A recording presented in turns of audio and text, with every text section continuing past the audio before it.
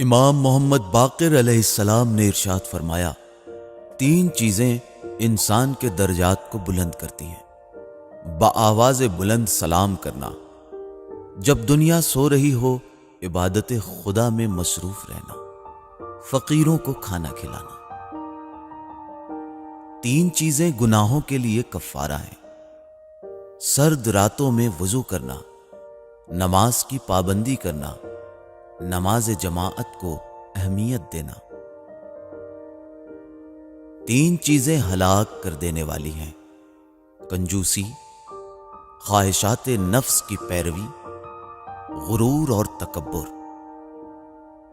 3 چیزیں نجات دینے والی ہیں: تنہائی اور محفل میں اللہ سے ڈرنا، امیری اور غریبی دونوں حالتوں میں اعتدال پسند ہونا، خوشی اور غم میں عدالت سے کام لینا۔